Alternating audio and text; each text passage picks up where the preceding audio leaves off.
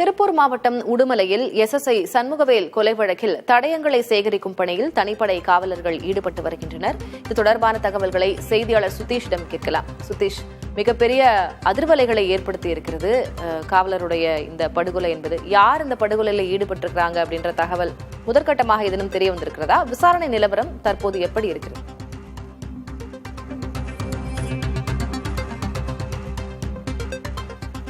திலகவதி, 6 தனிப்படைகள் மூலமாக கொலையாளிகளை தேடக்கூடிய நடவடிக்கை மற்றும் விசாரணை முடுக்கிவிடப்பட்டிருக்கிறது.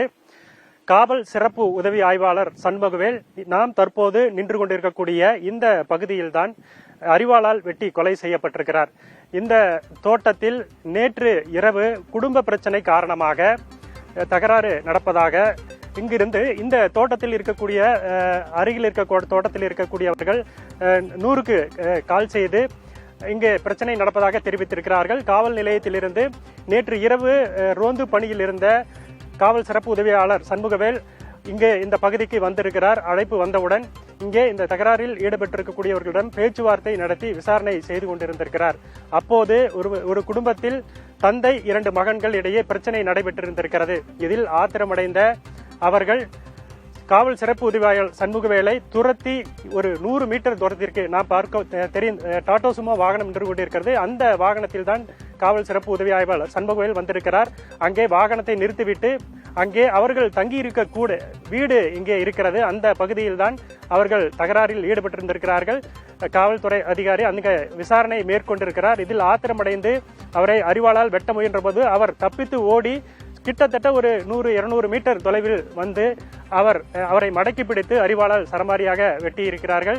சம்பவ இடத்திலேயே காவல் சிறப்பு உதவி ஆய்வாளர் பலியாகி இருக்கிறார். இதனைத் தொடர்ந்து காவல் நிலையத்திற்கு அவருடன் வந்த அழகுராஜா என்ற காவலர் அங்கிருந்து தப்பித்திருக்கிறார். காவல் நிலையம் சென்று தகவலை தெரிவித்திருக்கிறார். உடனடியாக காவல் நிலையத்திலிருந்து காவல்துறை அதிகாரிகள் விரைந்து வந்து அவரது உடலை கைப்பற்றி தற்போது அவரது உடல் பிரேத பரிசோதனை திருப்பூர் அரசு மருத்துவமனையில் பிரேத பரிசோதனை செய்யப்பட்டிருக்கிறது.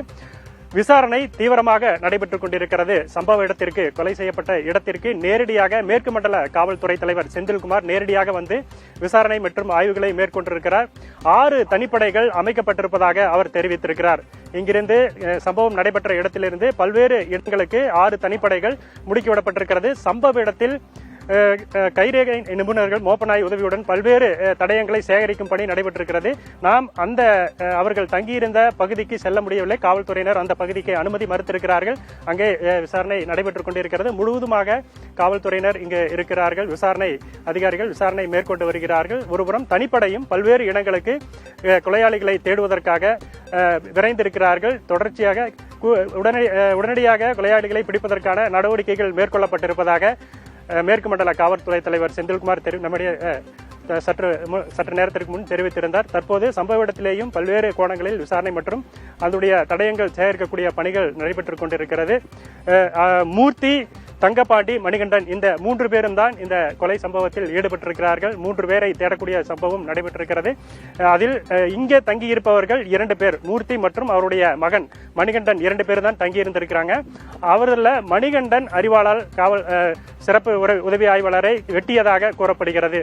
இங்கிருந்து சற்று தூரத்தில் இன்னொரு மகனான தங்கப்பாண்டி ஓட்டுநராக பணியாற்றி வருகிறார். 3 பேரும் நேற்று இந்த இடத்தில் தகராறு பிரச்சனையில் தான் இந்த தமிழகத்தை காவல்துறை வட்டாரத்தில் ஒரு பெரும் அதிர்ச்சியை ஏற்படுத்தியிருக்கக்கூடிய ஒரு கொலை சம்பவம் நடைபெற்றிருக்கிறது. திலகவதி, விசாரணை நிலவரம் குறித்து விவரித்திருக்கிறீர்கள். உங்களுடைய விவரங்களுக்கு நன்றி சுதீஷ்.